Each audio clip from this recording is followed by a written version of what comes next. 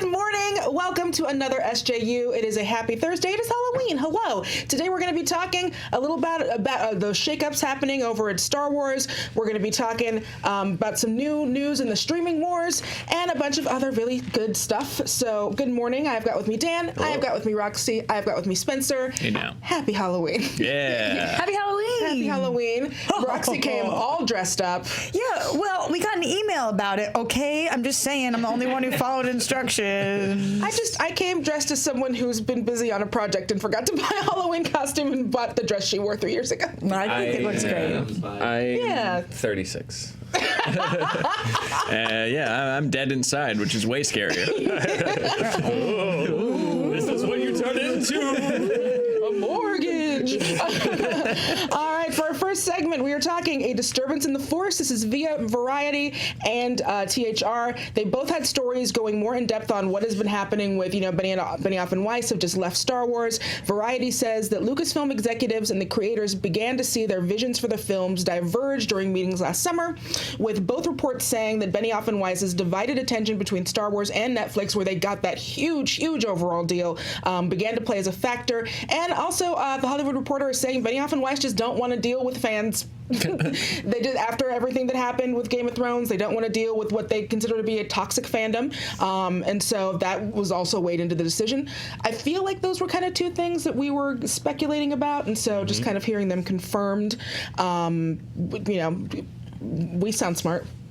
That's what I was thinking. That's debatable.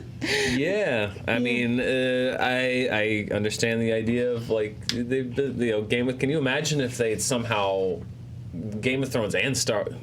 Yeah, I wouldn't want to deal with it either. No, honestly. I hate to be too Don Draper about it, but that's what the money's for. I'll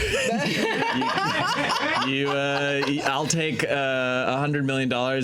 You can say anything to me on the internet for $100 million. They're already Literally doing anything. it anyway. We've already been, we've had less than Benioff and Weiss, but we've had people yell at us on the internet at a pretty constant rate for the last 6 years.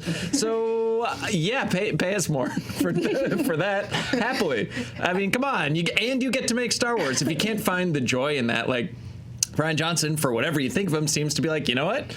I made the movie I wanted to make, come what may, and he seems to be going on quite happily with his life, by all appearances. They could take a page out of that book. Yeah, with all the money. With all of that money. Could you be paid enough for people to yell at you about Star Wars? I think definitely. Am I? No. Could I be? Yes.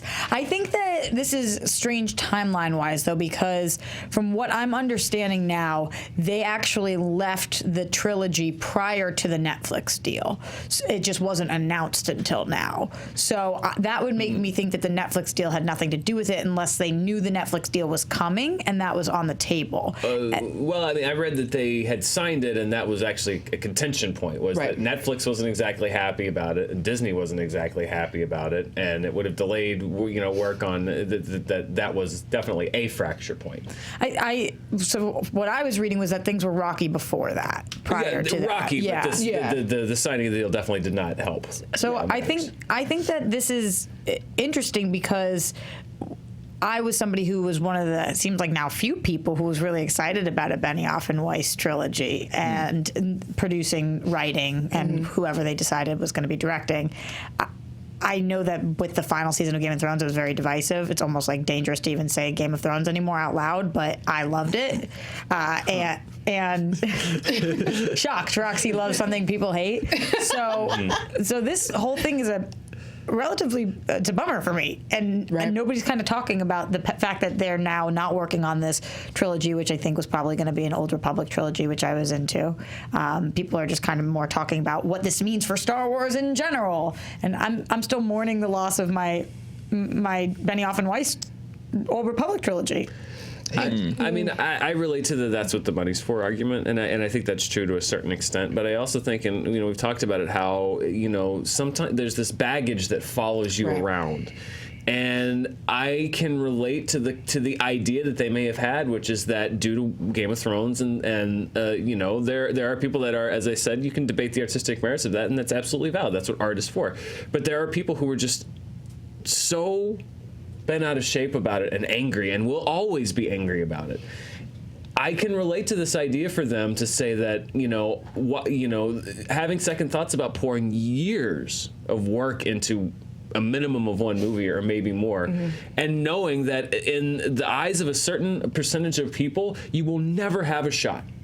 You will no matter what happens, no matter what, if it's a good movie, if it's a bad movie, it doesn't matter. That this baggage of this previous project is going to follow you, it is going to haunt you, and it is going to be hated by a certain percentage of people, no matter what you do. No matter what you do. I understand. I understand. In addition to other factors, saying like, I just don't want to dip my toe into another franchise where there's going to be a percentage of people that are not going to like it, and they are going to hound me about this forever. Well, yeah, of course there's a percentage that, due to how Game of Thrones turned out, will hate them no matter what and regardless. But to me, like, this would have been a cool opportunity for them to be like, all right, to either do some self-reflection and be like, well, how can we do better this time and, not piss off half the internet, or to be like, you know what, we actually are really excited about this, and we're going to show people that we're not just Game of Thrones, we're not a one-trick pony. Like, we can do great, satisfying arcs that people fell in love with us to begin with. So, you can react to that criticism one way or the other, and they've chosen to not slink back to their $100 million Netflix deal, but also, like, it's such a rare thing to get to be handed Star Wars. That is such a incredible and rare opportunity to be, handed the reins of like a global world of myth that everybody is going to be watching and be like, no, people got mad at us the last time we did it. I don't know. It seems like a missed opportunity to me. Well, but I think, and it'll tie into what we're going to talk about next, which is like where they handed the reins. Right. I don't know. I haven't read the article. Well, but that's the thing, is they're going to take the brunt of whatever happens with this movie, but how much of it's going to be creatively... How much of that did they have control of, which is the other half of this story? Yeah, that was something we were going to get into. Obviously, they are not the first people who have come in and then kind of left. There was Josh Trank, who was supposed to be making a rumored Boba Fett movie. Colin Trevorrow was going to do episode 9. Then he got replaced by J.J. Abrams. Lord and Miller, obviously, with the Solo movie. And then this says, in addition, while Gareth Edwards never technically left Rogue One, it was widely reported that he did not do the reshoots. And so Variety says filmmakers have found it impossible to realize their visions in a corporate culture that is said to invite little creative independence and argument. So it sounds like this is one of those things where maybe being put into this corporate machine is not something that lets people be like creatively flourish in the way that you were kind of suggesting. Yeah, you're right. That's a good point. And I think that the world of Star Wars has borne out. Well, it's weird because you can take two different lessons from Star Wars. Either that people don't want creative risks because they don't like your weirder diversions, your God forbid you say The Last Jedi out loud, and they love The Force Awakens because it reminds them of all the Star Wars things. But then you have Solo, that to me was like a kind of trotting out of all the original trilogy stuff that they think people like and wasn't risky. It was like decidedly a straightforward normal movie, and people stayed home. Yeah. So I don't think Disney knows what to do with Star Wars either, or these creators. Nobody knows. Nobody knows. I think going back to what Dan was saying, kind of damned if you do, damned if you don't. It's crazy because we as a society want our creators to have creative autonomy, but then when they do, a la Rian Johnson, were upset that they weren't told what to do to match up with the previous movie. Right. And there's a thin line there between, is there an arc with these, and do you have the ability to make this yourself? So if you are trying to fit into a greater universe, which any Star Wars movie at this point has to, no, it's not connected, theirs was not connected to this trilogy, but you're fitting into a universe that already is up and running. People want you to have creative freedom, but then not too much, because then they're upset. So I think it's a really thin line. But also, and we talk about this, and it's something that we struggle with, is the idea of feedback that you're getting. Solo was straight down the middle. You replaced Lord and Miller. You didn't like the take. It was, just a softball, just an underhand pitch right down the middle, and it lost them hundreds of millions of dollars. Hundreds of millions of dollars. It was the lowest grossing Star Wars movie by far. The Last Jedi, for all of the stuff that's been talked about, it made over $1 billion. Still made over $1 billion. If you look at like things like Cinema Score, it was not an F. It was in line with the other Star Wars films. There's a very vocal contingent that didn't like it, but at the same time, The Last Jedi was a very successful movie, and that was something where you let Rian Johnson. But it was a cinematic failure, according to all of my YouTube recommendations. No. And I love how. Yeah, I know. And again, how it's does all that about video numbers. show up? I'll bet it's to the right here. Yeah, I know. Why The Last Jedi was a complete cinematic failure. Well, and the second tag that comes up is Kathleen Kennedy. Ryan, you have no microphone. People cannot hear what you're saying. Just yell louder, Ryan. He said when you search Kathleen Kennedy, the second video that comes up is Kathleen Kennedy fired. Right, which is she's not. And when people, they say, they say it's a cinematic failure because it's like, look at the drop off between Last Jedi and The Force Awakens. It's the exact, almost to the percentage drop off between Star Wars and The Empire Strikes Back. It's the drop off that you get every time a movie is a phenomenon instead of just a huge global hit. But that doesn't matter because facts don't matter because we live in a hellscape.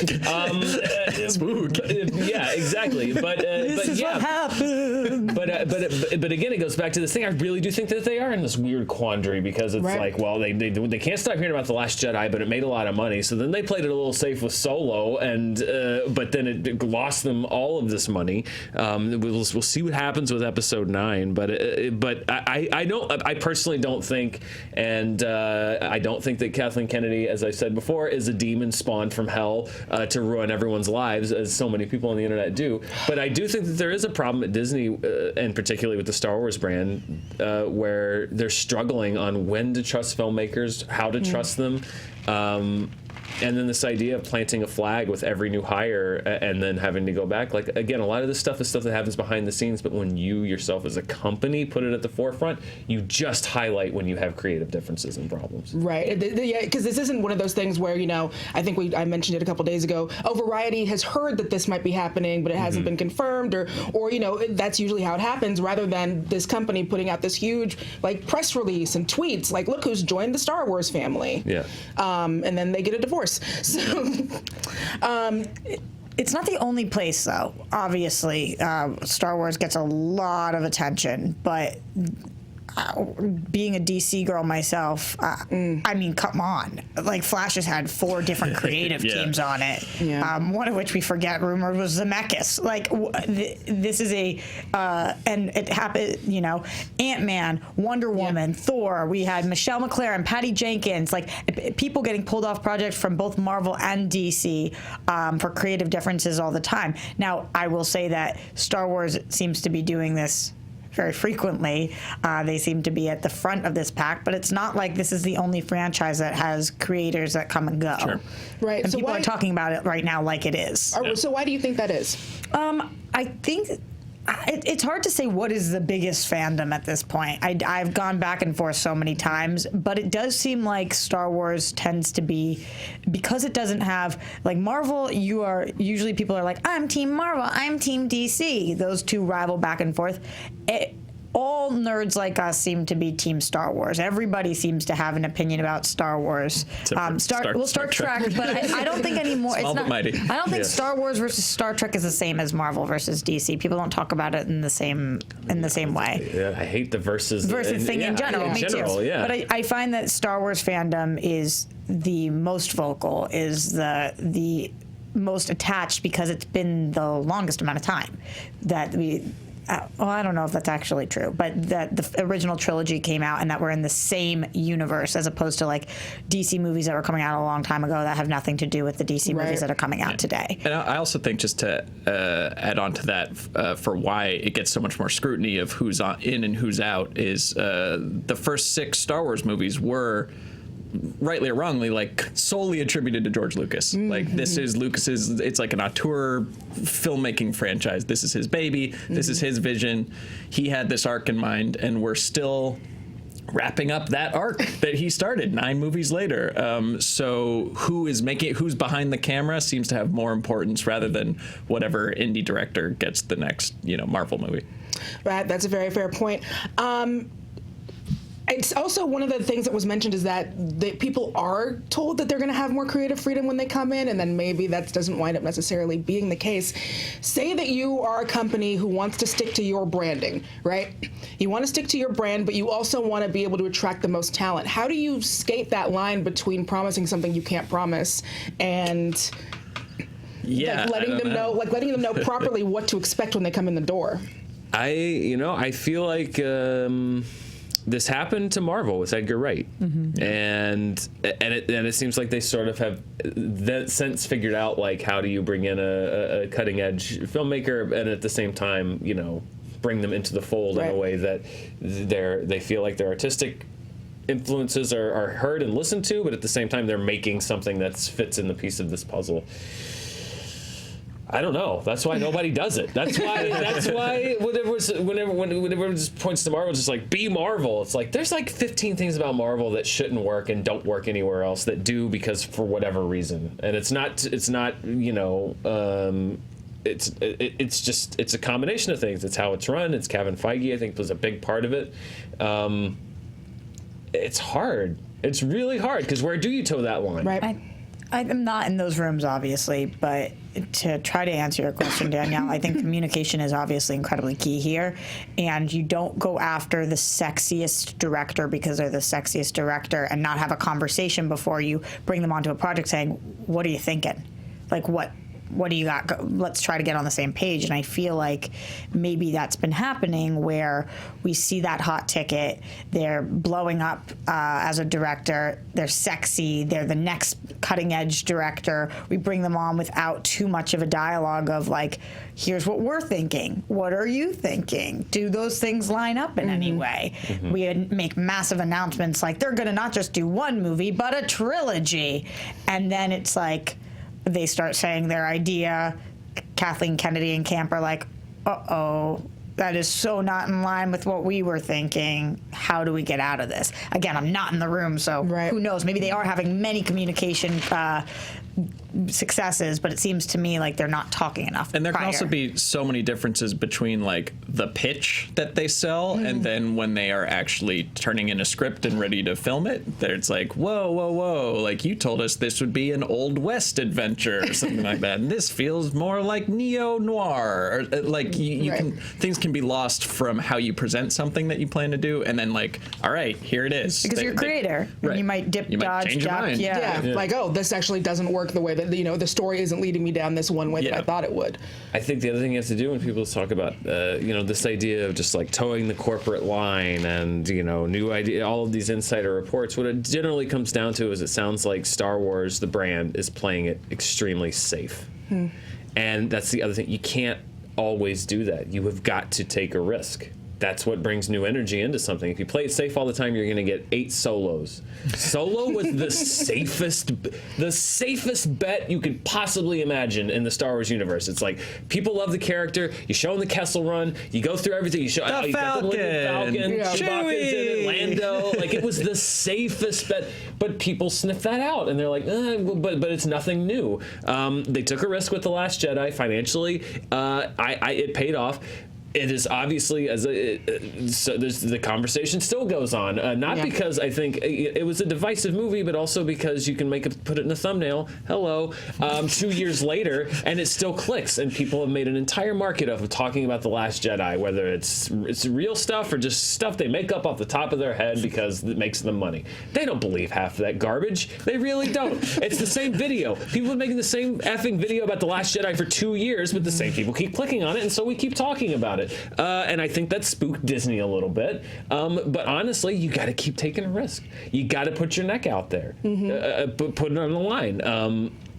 And yeah, you might lose. But at the same time, you may make something really cool and inventive and original that energizes a fan base. That's how you do it. I don't think playing it safe is the way to go. And is obviously what seems to be the problem here is you're scaring off filmmakers, or you're not being able to come to terms with filmmakers who are doing something different by saying like, well, this is what Star Wars is. Sometimes you have to reinvent the wheel, and they don't seem willing to do that. And I will put that on Kathleen Kennedy and the team there. They seem unwilling to really step out on the ledge because, yes, they got burned a little bit with Rian Johnson.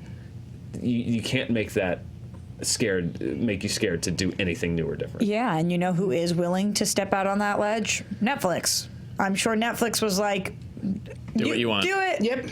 How many hours of content can we get from you? Okay, great. Yeah. Yes, give us all that sweet content. Well, luckily, the next step for Star Wars is they're going to be having Kevin Feige come in, and Lord knows how risky that is. Thank you guys all so much. This is usually the point where I'm like, subscribe, all of those things, but you guys are already doing all of that, and so we want to say thank you. Thank you for liking. Thank you for subscribing. Thank you for hitting that bell and turning on those notifications. Thank you for commenting. The reason why we get to do this show and a lot of the other really cool stuff that we get to do is because of how much you support us.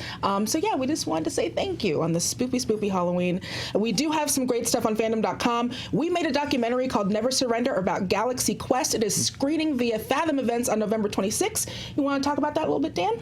Yeah, we're super excited. With nationwide screenings, you can search. There's a link in the description. You can also check through Fathom. It'll be one night engagement only in theaters. You can go, and if you send us your tickets, we'll answer your questions and say hello. Just send us with the hashtag Never Surrender a picture of you and your ticket to the show. I'm told that there will be other avenues to see it, so it's not like if you can't make it to a theater, because I understand there's a lot of people that just aren't near a theater. I'm told there will be other ways you can see the documentary, but right now we super want and would love for people to go and share. We saw it with the crowd in New York at New York Comic Con where we premiered it, and it's so much fun to watch it with fans of the movie, and it's a lot of people that haven't seen it. And it's a really cool story about not just the movie but the culture around it and how it's grown in the last 20 years. So yeah, please, we'd love to have you join us. November 26th. It'll be a lot of fun. Yes, please. We would love that. And so, speaking of Never Surrender and our call-outs, we have got some people who tweeted us their tickets that we want to make sure that we say hello and thank you to. All right, so our first one is going to be from Nick N. at Sauron's Shadow. Oh, no. Ooh, dark mode. I like it. This documentary looks absolutely amazing, and I truly respect the folks that worked on it. Thank you so much, and thank you for getting that ticket, Nick. Number 2, we have got Jeremy at Jerhawk214. Love that. I'm ready for some epic adventure. Yeah. Heck yeah. Oh, look at that. Look at that Nice model. ticket. That's gorgeous. Awesome. Once again, night mode. Maybe I should switch over. I'm on night mode. You're on night mode? Yeah. I think my eyes need it. I'm so old. And lastly, but certainly not least, we've got Gabriel at Film Opinion. It is... I've been a fan of Galaxy Quest ever since I saw it in theaters when I was 11 years old. I'm looking forward to seeing this project. Hashtag Never Surrender. Film opinionitis. Film opinionitis. Is it film opinion? Oh, he got that itis. He got the itis. He got that film opinionitis. That's right. What did you say it was? It is. It is. Or it's like Yoda. Film opinion. It is. Now you're tempting me. Not Do it. Come on. Roxy, do your Yoda. Have we even told the people yet? They haven't seen it yet, but give them a taste. We're really lucky that you guys have made this platform possible. Oh, this is the best thing in the world. Thank you, Roxy, for your Roxy. Yoda. We are very lucky that you guys have made this platform possible for us, so we want to make sure that on SJU... That's what I said, Danielle. We want to make sure that we're spotlighting some organizations that are doing really good work. And so for this week, and then I believe we're circling back around in December, we were talking about 826LA, which is a nonprofit organization dedicated to supporting under-resourced students ages 6 to 18 with their creative and expository writing skills, and to help teachers inspire their students to write, because these are going to be the kids who are going to be writing the next awesome wave of movies. They're going to be the ones who are writing books and comic books and TV. And so we really hope you will check out 826 for ways that you can help out with volunteering and contributing. They're doing a lot of really great stuff, and just, getting kids to write and encouraging that, and I'm all for it. So thank you all so much, and thank you 826LA. Segment number 2, speaking of Netflix. Did I get you guys? Yeah, you actually did. Spooky. Spooky. It's the most rattled I've ever seen Spencer. Woke me up. My Yoda made him take off his jacket. My boo got him. See? Sorry, continue. Carry on, No, Danielle. getting all that good work done. Netflix and Thrill. This is via Variety and Netflix Media Center blog. Netflix has been testing variable playback speeds in its Android app. Android Police was first to report Friday. Android Police. Android Police. Open up, Android Police. Are you on an iPhone? RoboCop. Green text only. This feature is apparently being tested with a small subset of Android users. It's not normal on a streaming platform. Like YouTube has it, and you can do it with people use it for podcasts that they can get through all the talking faster. They're testing that out. I think that all movies are best seen at twice speed, so you can just kind of rush through it. What do y'all think? Yeah, I'll bet Scorsese's really happy this is coming out right around the time of The Irishman, the 3-hour-long Netflix movie, so you can watch it as it was meant to be seen on your Android device at 1.5x speed. Yeah. Yep, that is the ideal for movies. Yeah. Well, you know, people watch movies however they want to. It's fine. I think this is a detriment to the experience of watching a lot of films. You know, I mean, if you downloaded something on Netflix and it's in your pocket and you just want to listen to an episode of The Office at 1.25x speed, I don't think it's the worst thing in the world. But I would hate for it to also become a shortcut for people to zip through. Well, I'm just going to zip through The Godfather super quick. Like, no, like you want to sit and actually watch. So I think where they have to look out is there have been big names involved, filmmakers and actors and talent who have spoken out against this, because I get it. You don't want to make a movie so people can zip through it at double speed. Everything becomes comedy at double speed. Right, exactly. So I think what you have to watch as your Netflix and you're rolling out these new features is you also, as you are in the content and streaming wars, you don't want to alienate people from working with you that might say, like, well, I have a choice here,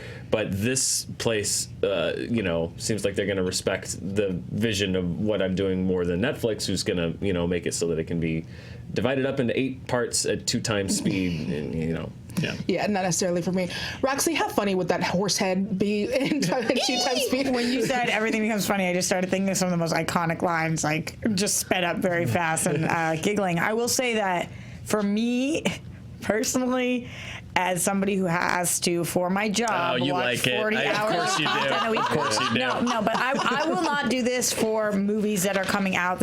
What I will use this for is when I'm watching 7 hours of CWDC TV. Sure. I could really sometimes use this. That's not fair to them. But just for me personally, I saw this, I was like, yes. It's also, you could cut out like 10 minutes of viewing time on Flash if you just cut every time someone used the word Barry. If you just stop them every time they say Barry's name, that would be like half of the show. Yeah, I'm looking forward to that. Well, it'd be cool if, like, for all these like sitcoms and procedurals and CW shows, if you could cut out B stories. It's like, I just want to see the Flash plot. I don't need to see what's happening back at the lab or whatever. Right. Like, that would be a fun option. Yeah, this is nerve-wracking for creators though.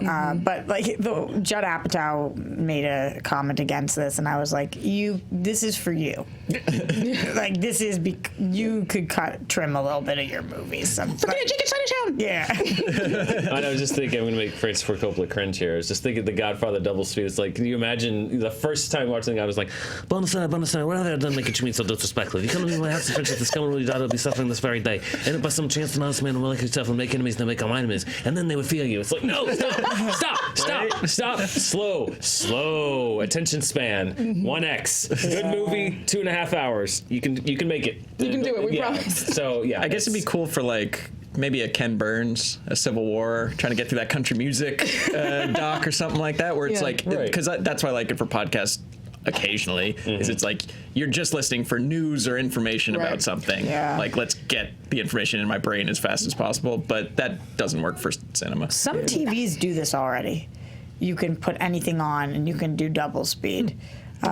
So, They used to do this for movies. As a matter of fact, I was watching Dark Knight Rises, and if you ever watch when a movie comes on and it says the following has been edited for content and to fit in the time allotted, that doesn't always mean that they trimmed cut scenes out. I was watching Dark Knight Rises, and it was visibly, and this has happened this is networks have always done this. It was played at about 1.25 speed on, I think it was on TNT, because that would shave 3 minutes off, and when you got to hit your station breaks and it's slotted in between 8 to 11:30 p.m. and you're 7 minutes over if you speed it up to. Because I was watching the end of it and I was like, I don't remember. I was like, no, this is because like every moment at the end was sped up, like just this much time. Yeah, set to yakety sax. Yeah, exactly. Oh my god, just like the one with the guy on the back of like the motorcycle. It was a little bit like it's just like Hans Zimmer was just a little. What it was the Hans Zimmer thing, because that's always so staccato, and it was just like. I'm like, wait a minute. This is the Hans Zimmer movie, but yeah, the networks have done this for years to get movies to fit into the I'm sure Hans Zimmer loved that. Oh yeah, and it was distracting. It was very distracting. But yeah, no, I get Roxy. I understand, and I understand how some people are going to use it. I'm listening to an audiobook on 1.25x speed and have been for weeks now. It's going to save me a few days finishing it. But what are you reading? Encyclopedia? Steve, it's 11/22/63. It's like a 28-hour audiobook. Just watch the James Franco series for 45 minutes a day on my drive-in. So it takes a while, but yeah, I don't know. I understand the usage, but I also understand if you're a creator, you're like, no. Yeah. I made it that way for a reason. I have a very, very specific case. Like, I'm not saying everybody should do that. It just helps my job when I'm doing coverage. No, I get it. All right. And so finally, segment number 3, Remembering John Witherspoon. This is via NPR and the Witherspoon family. Actor and comedian John Witherspoon, whose first roles were on 1970s TV shows such as Barnaby Jones and The Richard Pryor Show, but who is best known for his role as the crotchety dad in the Friday films, has died at 77. This one hit me real hard because like I remember watching, I think Boomerang was the first time I saw him, and I think that a lot of like the Witherspoon-isms that he became known for happened in that Boomerang.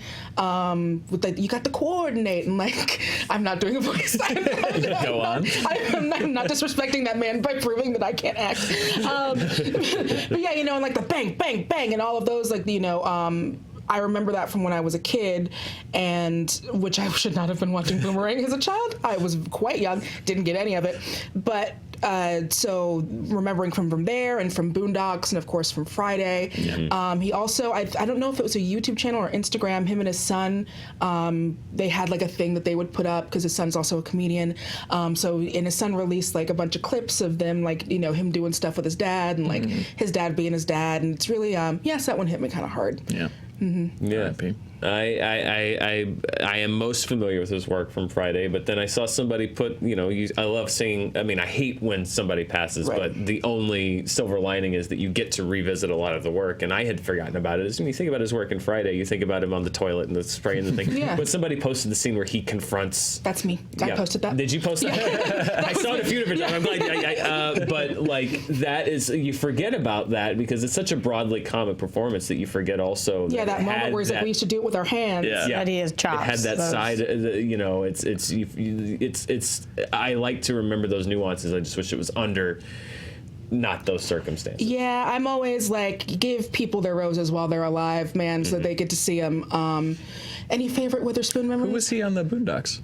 He's Pops. He's Pops? Yeah. Oh, that's amazing. Well, he'll be missed. One of my favorite shows ever. And yeah, Friday, he's just the ultimate crotchety old man that you can't help but love. Yeah. It's pretty great. So rest in peace, John Witherspoon, and condolences to the Witherspoon family. Again, if you go online, his son has placed a clip that I think it was something that he'd already had made like earlier this year. Just like a bunch of really fun moments of him and his dad being his dad. So go check that out. Thank y'all so much for joining us. Roxy, what are you up to? Where the people can find you? That's not a sentence at all. It made perfect sense in my head, which just shows that we're on the same page. I'm everywhere at Roxy Striar, and that's where I'll keep you guys posted about what I'm doing. Perfect. And make sure you give us a follow on @ScreenJunkiesU. That is the Twitter that is dedicated to this show. Don't forget, we have a new episode of Power Levels up, so make sure that you catch that as well. We do! Emma does such a great job. Yeah. So great. Excellent She's work. so good. I'm still getting those tweets. Really? We're both blonde guys, but our voices don't sound the same at all. Not even slightly. Whatever. Let her take But the yeah, credit. Roxy doing some great voice work on there. We've got Spenny doing some writing, and Billy's done a great job producing. So go and check those out. Yeah. And we will see you back. Why can't I talk today? We will see you back here tomorrow. See you later. Bye. We might see them. She fly.